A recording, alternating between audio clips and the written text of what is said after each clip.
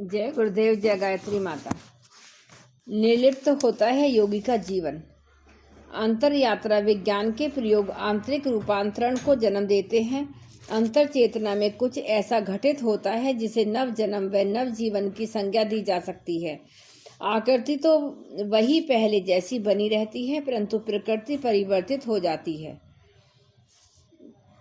आगे प्रणव पंडा जी ने लिखा है कि चिंतन चेतना व चित्त बदल जाते हैं। जीवन के प्रति दृष्टिकोण, जीवन दृष्टि नई हो जाती है।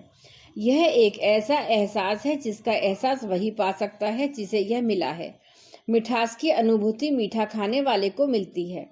खटास वही अनुभव करता है जो खट्टा खा रहा हो। शब्दों में इसकी चर्चा, इस पर किए गए तर्क वितर्क कितने ही सम्मोहक हों, वे सब मिलकर भी इनकी अनुभूति नहीं प्रदान कर सकते। चित्त में सब विवेक ज्ञान का प्रकाश जब प्रकाशित प्रसारित होने लगता है तो वह अनुभव बस अनुभव से जाना जा सकता है। तर्क, विचार, शब्द सब मिलकर इसका अनुभव नहीं दे सकते। यह स्थिति जीवन के सामान्य क्रम के ठीक विपरीत है। सामान्य क्रम में तो चित्त वासनाओं से चित्रित होता है। जीवन नए नए संस्कारों व कर्म बंधनों में फंसता उलझता चला जाता है। यह क्रम अपने में नई नई कड़ियों को जोड़ता है और फिर यह सिलसिला चलता जाता है। लेकिन जब चित्त में विवेक ज्ञान का उदय होता है तो यह क्रम उलट जाता है। कर्म बंधन की ओर अभिमुख यात्रा कैवल्य की ओर उन्मुख व अभिमुख हो जाती है। जीवन की अनुभूतियां परिवर्तित हो जाती हैं। परिवर्तित जीवन दृष्टि नए ढंग से सब कुछ देखने लगती है। क्षण प्रति क्षण यह परिवर्तन होता जाता है। जीवन होते हुए भी जीवन मुक्त होने की अनुभूति होने लगती है। ऐसा योगी पूर्व संस्कारों के अनुसार संसार में व्यवहार करता है। सामान्य जीवन व सामान्य जन के लिए इस सूत्र की अनुभूति में बड़ा अनोखापन है, बड़ी विचित्रता है। हम सबके मन में, इन पंक्तियों को पढ़ने वाले पाठकों के मन में यह सवाल उठ सकता है कि जीवन मुक्त पुरुष दैनंदिन जीवन में संपूर्ण रूप से कैसे भाग लेते हैं। इस प्रश्न के उत्तर में इस सूत्र की व्याख्या समाविष्ट है। इस प्रश्न पर विचार करते हुए यह कहना है कि जब हम होश पूर्ण होते हैं, जब हम जागे हुए होते हैं तो हम सहज स्फूर्त होते हैं। वैसे में किसी योजना को मन में नहीं रखते, क्योंकि तब मन नहीं होता। जीवन मुक्त पुरुष क्षण क्षण में प्रति संवेदन करते हैं। जैसी स्थिति होती है उनकी कोई योजना नहीं होती, कैसे करें। जब उनके मन में आती है वो उसी टाइम कर डालते हैं और चीज़ों को अपने से अलग दूरी करते जाते हैं, भगवान की तरफ बढ़ते जाते हैं। इसकी कोई धारणा नहीं होती। वे किसी बंधी बंधाई विधि में नहीं चलते। वे तो बस प्रति संवेदन करते हैं। उनका प्रति संवेदन किसी अनुगूंज की भांति होता है। जब हम पहाड़ पर जाते हैं और आवाज करते हैं तो पहाड़ियां उसे गुंजा देती हैं। ऐसा बस इसलिए होता है क्योंकि वे पहाड़ियां प्रति संवेदित होती हैं। जब हम सितार बजाते हैं तो सितार के पास कोई और कैसे प्रश्न नहीं होते। हाँ, हमारे मन में बजाते हुए कोई विधि या कोई बात नहीं हो सकती। जब हमें जो करना होता है वह कर डालते हैं। उनका दिल ऐसा हो जाता है जैसे पहाड़ कि क्या बजाना है, क्या गाना है, लेकिन सितार वह तो बस प्रति संवेदित करता जाता है हमारी उंगलियों को। बस जीवन मुक्त पुरुष ऐसे ही होते हैं, एकदम शून्य, खाली, बिल्कुल खाली। उनके दिल में कोई लालच, कोई कुछ नहीं होता। फिर भी वह अपने दिल से बड़े भारी खजाने के मालिक होते हैं। वह सदा ही समाधि में रहते हैं। सामान्य व्यवहार के लिए प्रति संवेदित होते हैं। कुछ नहीं होते हुए भी वह बहुत बड़े खजाने के मालिक होते हैं। प्रति संवेदन के बारे में यह इस बात समझ लेना जरूरी है कि प्रति संवेदन प्रतिक्रिया नहीं है। प्रतिक्रिया क्रिया के उत्तर में की जाती है। इसमें मन की सोच, विचार, राग, द्वेष सभी कुछ शामिल होता है।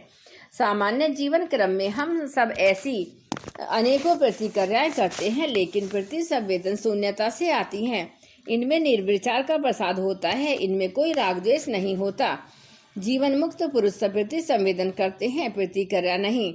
सामान्य क्रम में जब हम प्रतिक्रिया करते हैं तो हमारे मन में विचार रहता है, कैसे क्या। जब हम प्रतिक्रिया करते हैं तो हम वह किसी पूर्व निर्धारित धारणा से निकलनी है।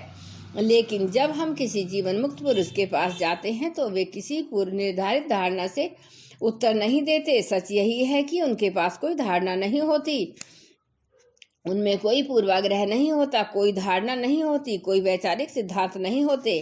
वे शुद्ध रूप से प्रति संवेदित होते हैं। वे उस परिस्थिति के प्रति संवेदन करते हैं युग ऋषि परम पूज्य गुरुदेव का जीवन ऐसा ही था। उनका व्यवहार कई बार विचित्र व अनोखा होता था। कई बार यह सब कुछ समझ में नहीं आता था कि दिन में दोपहर के समय उनके पास कुछ लोग मिलने के लिए आते थे, बड़ी सहजता से मिलते थे। वह उस समय हंसी मजाक क्रोध करुणा सभी देखने को मिला करता था। उनके पास एक व्यक्ति आया तो बातचीत क्रम में वह उससे बोले, बेटा देख, अब तेरी नौकरी लग गई है, शादी कर ले, शादी करके रहना, गृहस्थ जीवन में रहकर अपने दायित्वों का पालन करना और साधना भी करना। इसके थोड़े ही समय के बाद एक दूसरा व्यक्ति आया, उससे भी उन्होंने प्रेम पूर्वक बात की। बाद में उससे कहा, बेटा तू शादी कभी मत करना, देश की सेवा करना, शादी में रखा ही क्या है, शादी से कभी किसी का भला हुआ है जो तेरा हो जाएगा। थोड़े ही समय में दो विपरीत बातें, विरोधी विचार सुनकर बड़ा विचित्र सा लगा। समझ नहीं आया कि गुरुदेव आखिर क्या कह रहे हैं। उनके चले जाने के बाद रहा नहीं गया तो पूछ लिया, गुरुदेव शादी करनी चाहिए या नहीं।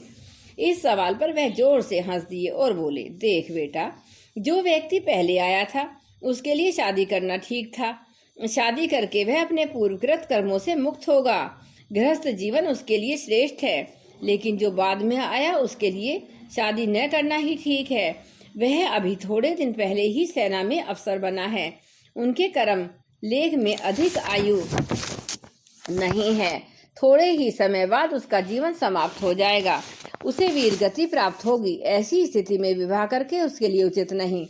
यही है प्रति संवेदन, जो सामने वाले के जीवन की गहनता में छुपे हुए भाग्य विधान को देखकर उनकी आंतरिक शून्यता से भरे उभरे व्यक्त हुए। प्रकट में उनमें भारी विरोधाभास है, लेकिन अप्रकट में केवल करुणा है। उनके उत्तर में न तो कोई धारणा काम कर रही थी और न कोई विचारना, बस अनंत शून्यता से सहजता पूर्वक करुणा का अवतरण होता था। जीवन मुक्त पुरुष इसी तरह से प्रति संवेदित होते हैं। उनका हर कर्म पूर्व संस्कारों के अनुरूप होते हुए भी मौलिक होता है। उनमें सदा ही गहरे तल पर अंतःसत्ता की एक अनवरत धारा बहती रहती है। जीवन मुक्त पुरुष सदा व्यक्ति में स्थिति में झांकते हैं, स्थिति ही निर्णय लेती है और न कि उनका मन। सच तो यह है कि उनमें मन होता ही नहीं है, उनमें तो सदा शून्यता ही वास करती है। इसी शून्यता से अनवरत ईश्वरीय करुणा उनसे भिन्न भिन्न रूपों में प्रकट होती रहती है। जय गुरुदेव, जय गायत्री माता, जय माता जी, जय प्रणव पंड्या जी।